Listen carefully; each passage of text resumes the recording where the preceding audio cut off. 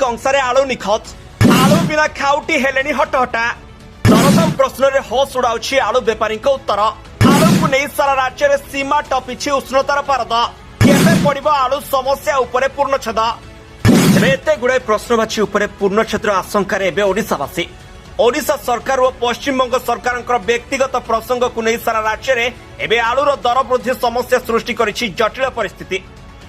आज आलू किलो प्रति 60 टंका जहाँकि गरीब और असहाय परिवार पई खरदी करबा पई असंभव होई पड़िछि। आज आलू बिना गरीब परिवार टीए गुजराण मेंटाइबा कष्ट साध्य।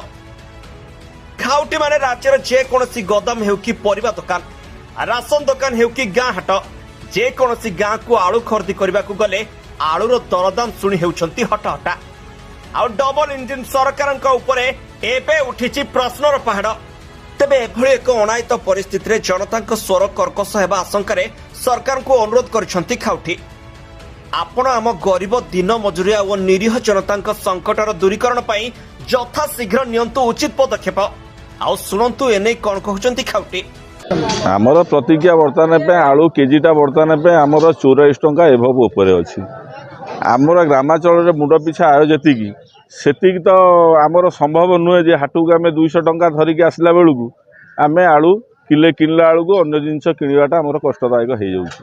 ତେଣୁ କରିକି ପୂର୍ବ ସରକାର ତ ଚିନ୍ତା କିଛି କଲେନି। ଏ ସରକାର କ'ଣ ଚିନ୍ତା କରୁଛନ୍ତି ଆମ ଏ ମାଟିରେ ଆଳୁ ହବ କି ନ ହବ ଏ ସରକାର ଏ ବାବଦରେ ଗୋଟେ ବିଧିବିଧ ଗୋଟେ ମାନେ ବ୍ୟବସ୍ଥା କଲେ ଯାଇକି ଆମେ ଆଳୁ ଚାଷ କରିବୁ କି ଆମ ଓଡ଼ିଶାରେ କେମିତି ଲୋକମାନେ ପାଇବେ ସେ ସୁବିଧା ସରକାର କରିବା କରନ୍ତୁ ତାଙ୍କ ପାଖରେ ଏତିକି ନିବେଦନ।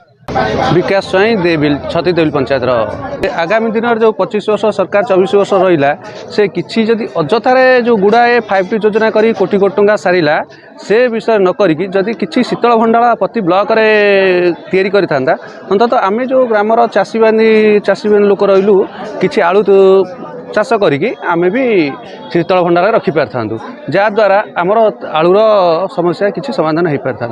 तेणु से सरकार एथि पूर्व सरकार ही जाई एबे सुधरिवा तो समस्या जहाँ देखा जे आमर पश्चिम सरकार बारंबार बंद करुच्ची आलू गाड़ी।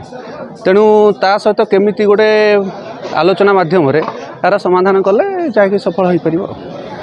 यार समस्या समाधान हवा गोटे रास्ता आलू मिशन गोटे तैयारी करा जाऊ चाषी जमीती अधिक आलू चाष ओडिशा रे तैयारी करिवे सेतिपई चाषी ऊपर टिके प्रभाव पकेयार दरकार। माने प्रमोद पंडा गोठपुर घर कौन कहमी आज्ञा आम जो गरीब गुरुआ लोक 200 टंका धरिकी हाट को आसला आलू ओढ़िए नेला 130 टंका आउ पैसा नहीं पाखे आउ कहमु कौन आई भाया सब दुश्चिंता भितर पड़ीचु चलुचु आउ कौन आम तो 300 350 टंका 400 टंका जब मजूरी आनमु तादेह आलू गला आमर 7 जन परिवार 700 आलू तो दरकार हम दिन को आज्ञा 700 आलूर दाम है केते परिस्थिति क्या दायी करमु आ सरकार को दायी करमु ना निजे दायी करमु ना कौन करमु क्या दायी करूँ।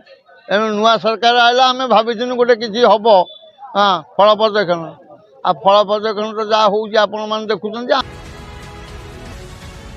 तेरे केबे हेबो एही आलू समस्यार समाधान एथिप्रति की पदक्षेप नेबे लोकंक सरकार केवल ताहा ही देखिबा को बाकी रहिला।